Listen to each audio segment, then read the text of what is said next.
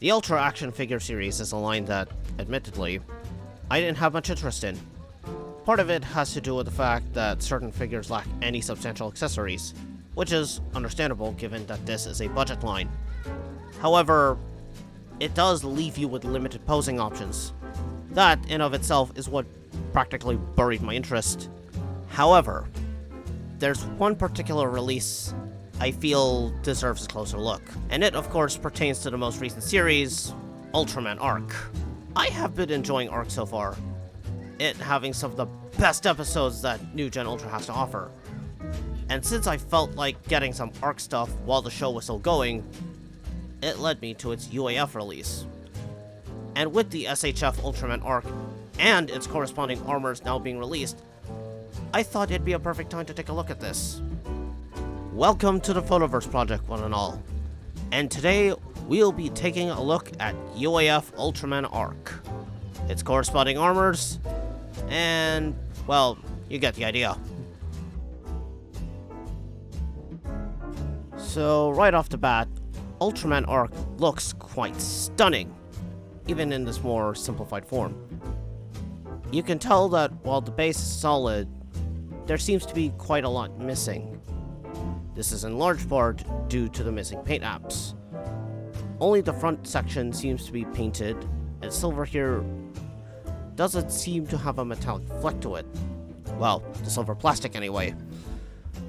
Probably the biggest missing detail from the original suit is the eyeliner. That, I feel, is the biggest departure from the on-screen suit. Though to be fair, this is a budget figure. You'll have to look to Bandai China if you want a premium paint job. Still, you can tell this is Ultraman Arc thanks to the more Showa-influenced aesthetics and distinctive head. Now, onto the articulation. You have a ball-jointed head with limited range, going down this far, but can't look all the way up due to the clashing of the back fin on the base. It can barely tilt as well. Arms go 360 degrees, as well as in and out. There is a bicep swivel, and you only get a single jointed elbow, but that's just the norm for UAF releases. And of course, you have the old school 2-finger digits. As for the legs, they can go forward, but not a whole lot back, as well as in and out.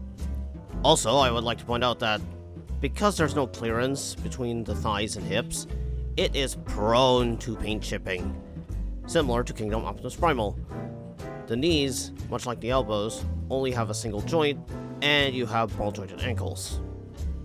This kind of articulation is par for the course for the UAF line. It's limited in spots, but is ultimately serviceable for a budget figure like this. With all that said, while the base figure is good for what it is, it gets even better thanks to the addition of the 2 Arc armors, which I feel adds to the overall package. And speaking of those Arc armors, this, I feel, is the main highlight of the entire set.